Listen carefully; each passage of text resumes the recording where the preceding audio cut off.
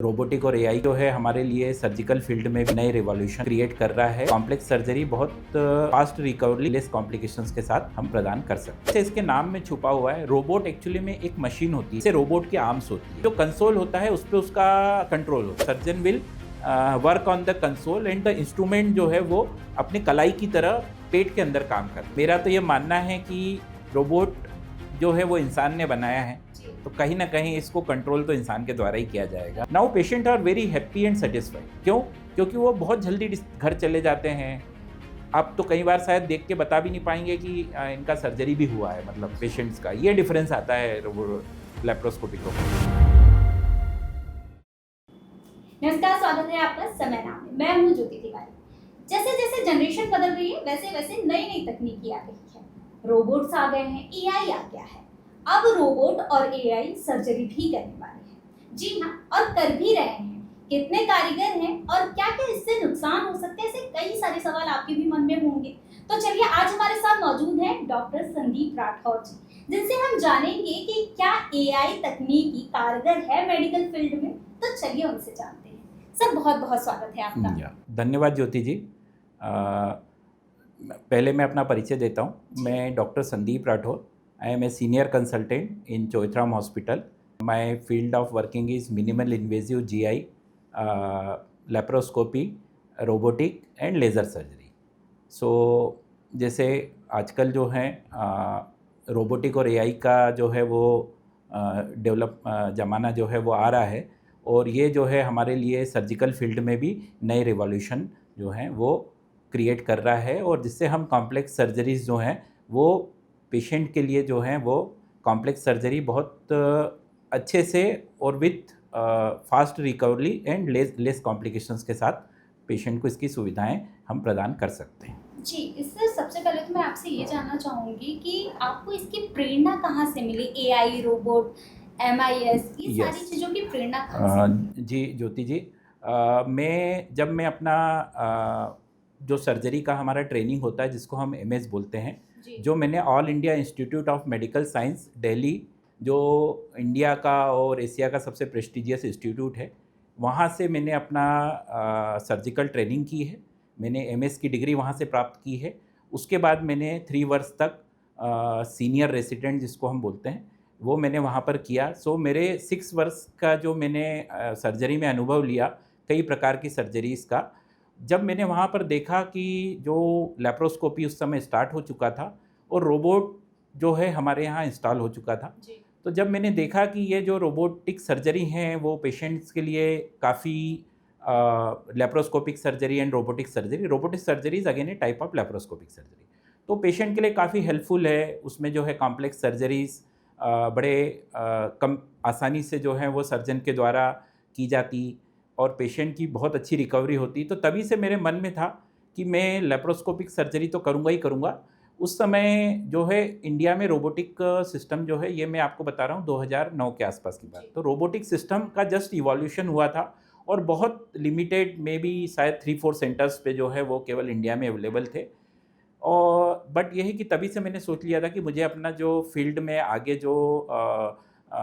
आगे बढ़ना है, तो मुझे लेप्रोस्कोपी और रोबोटिक के साथ ही आगे बढ़ना है। और उसमें एक चीज़ और बाद में लेज़र भी काफ़ी ऐड हो गई है, जो it is again type of a minimal invasive procedures. जी, पहले और अब की अगर हम बात करें तो बहुत सारे चेंजेस आ गए हैं। तो आज के समय में जो रोबोटिक है वो मेडिकल फील्ड को कैसे बदल सकते, कैसे चेंज कर सकते? देखिए, रोबोटिक जैसे इसके नाम में छुपा हुआ है, रोबोट एक्चुअली में एक मशीन होती है। नॉर्मली जब हम कोई भी सर्जरी, ओपन सर्जरी या लेप्रोस्कोपिक सर्जरी करते हैं तो उसमें हम पेशेंट के साइड खड़े होकर सर्जरी करते हैं। रोबोट में क्या होता है कि एक सिस्टम होता है जो पेशेंट के साइड इंस्टॉल्ड होता है। वो कुछ असिस्टेंट होते हैं जो उस सिस्टम को असिस्ट करते हैं, और जो सर्जन, मेन सर्जन होता है, वो either in same operative field यानी सेम ऑपरेशन थिएटर, या फिर इसमें एक और एडवांटेज है कि इससे टेली सर्जरी भी की जा सकती है। मतलब पर्सन मान लो दिल्ली में बैठा है, उसे इंदौर में सर्जरी करना है, तो वो जो सर्जन है वो वहाँ से भी वो सर्जरी को असिस्ट कर सकता है। ये इसमें एक सबसे बड़ा रिवॉल्यूशन है जो ये है। बाकी अभी तक की जो है टेली सर्जरीज़ का तो अभी इतना चलन नहीं है। अभी फ़िलहाल जो है मोस्ट ऑफ द थिएटर में जो रोबोट और उसका जो कंसोल बोलते हैं हम उसको, जिस पे बैठ के सर्जन सर्जरी करता है, वो usually with in A same approximation होता है एक ही ऑपरेशन थिएटर में, वो अभी फ़िलहाल इंस्टॉल्ड होता है। ओके, जैसे आपने सिस्टम की बात की थी, तो रोबोटिक सिस्टम के बारे में थोड़ी सी जानकारी दीजिए। देखिए, रोबोटिक सिस्टम एक मतलब बोलना चाहिए कि एक मशीन होती है जिसकी जैसे नॉर्मली अपनी आर्म होती है, वैसे रोबोट की आर्म्स होती है। जी। यूजुअली उसमें जो है अप टू 4 टू 6 आर्म्स होती हैं। सो ये जो 4 आर्म्स होती हैं वो पेशेंट के ऊपर जो है, पेशेंट को जब पोजीशन और एनेस्थीसिया के बाद पेशेंट्स के ऊपर उसको सेट कर दिया जाता है। स्मॉल की होल्स होते हैं जिसके थ्रू इंस्ट्रूमेंट जो है वो केविटी में, जैसे एब्डोमिनल केविटी में अगर हम कोई सर्जरी कर रहे हैं तो वो उसके अंदर जो है इंसर्ट किए जाते हैं, और जो कंसोल होता है उस पे उसका कंट्रोल होता है। सो जैसे आपको सर्जरी करना है the surgeon will work on the console and the instrument जो है वो अपने कलाई की तरह पेट के अंदर काम करते हैं।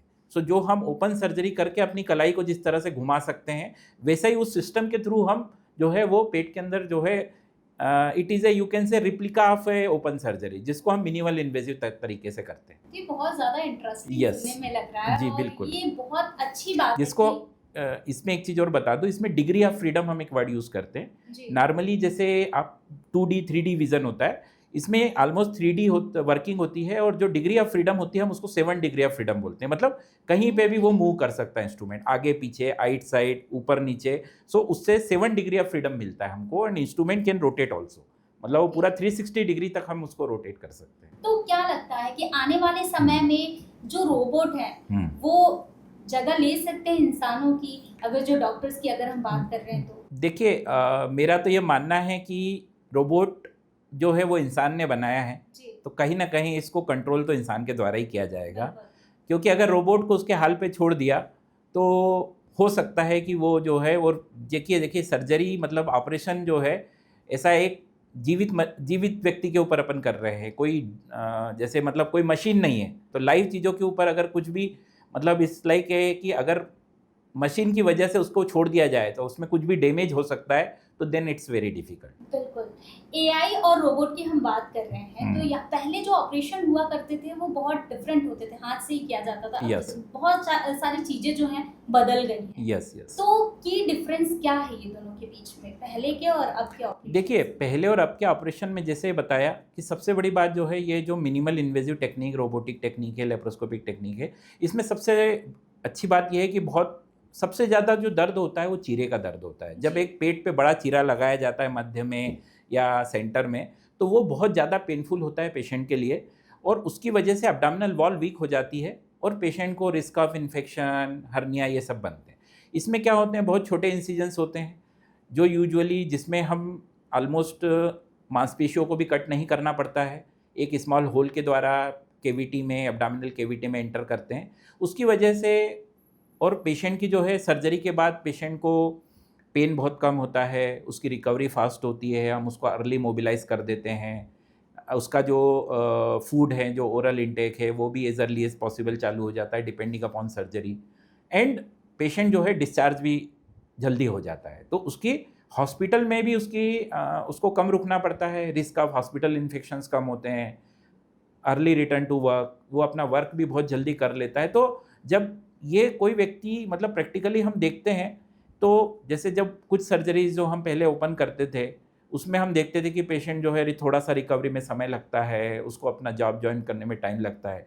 Now patient are very happy and satisfied. क्यों? क्योंकि वो बहुत जल्दी घर चले जाते हैं।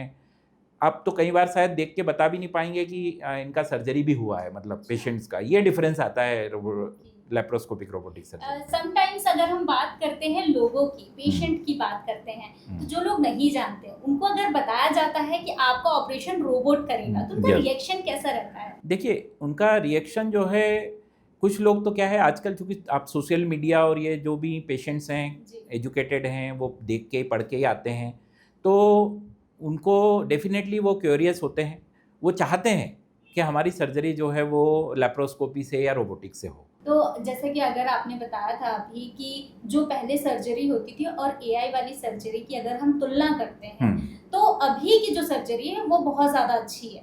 डेफिनेटली अच्छी है, क्योंकि लोग जल्दी क्योंकि हम टेक्नोलॉजी को यूज़ कर रहे हैं, उसमें मैग्नीफिकेशन होता है।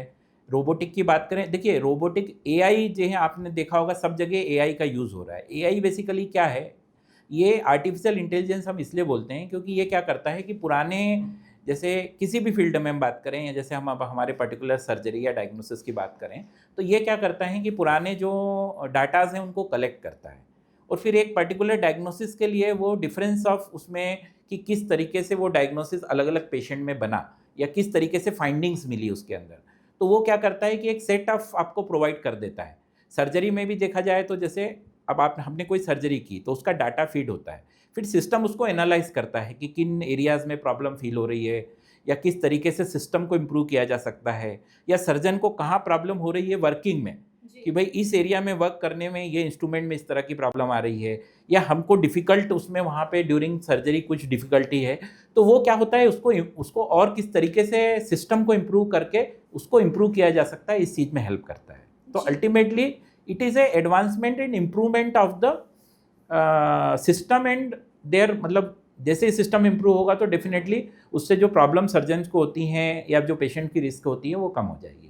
अगर हम रोगों की बात करते हैं तो किन रोगों में ये तकनीकी ज़्यादा कारगर हो रही है? देखिए इनिशियली जो इसका स्टार्ट हुआ था, जो डिफ़िकल्ट एरियाज़ हैं पेट में, जैसे पेल्विक एरियाज़ है, पेल्विक सर्जरीज़ हैं, है ना, उनमें जैसे पेल्विक आर्गन की हम बात करें तो पेल्विस में जैसे प्रोस्टेट होता है मेल में, फीमेल्स में जो है यूट्रस हैं, उससे रिलेटेड प्रॉब्लम्स हैं।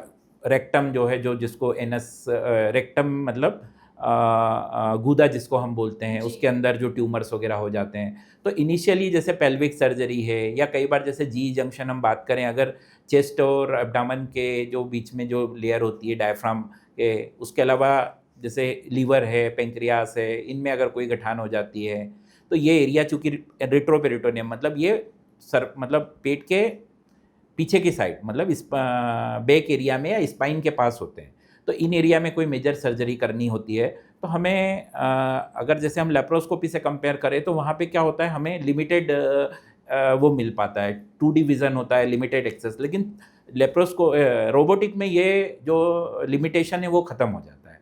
तो हम मेजर हिपेटोपेंक्रेटिकोबिलियरी सर्जरी भी जो है, जैसे हम एक विपल्स प्रोसीजर की बात करते हैं, ये काफ़ी मेजर प्रोसीजर होता है ओपन में। आजकल रोबोटिक विपल्स हम लोग देख रहे हैं और उससे कर रहे हैं, तो उसमें एक तरह से पेशेंट के लिए एक मेजर सर्जरी जो एक छोटे चीरे से हो जाती है, तो उसमें पेशेंट की रिकवरी बहुत फास्ट हो जाती है। जी, ऐसे बहुत बहुत थैंक यू कि आपने इतनी सारी डिटेल दी। लास्ट क्वेश्चन मेरा आपसे यही रहेगा कि रोबोटिक और एमआईएस में क्या डिफरेंस क्या है, एक आसान शब्दों में हम क्या बोल सकते हैं? देखिए एमआईएस का मीनिंग होता है minimal invasive surgery.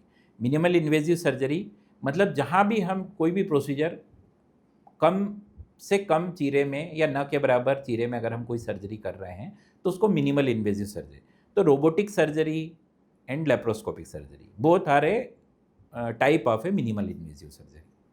But robotic में जो जो जो वर्किंग पर्सन होता है, वर्किंग पर्सन मतलब जो सर्जन होता है, लेप्रोस्कोपिक सर्जरी में he should be on the table near by two the table of the patient, और जो रोबोटिक सर्जरी है उसमें surgeon is little away from the operating patients.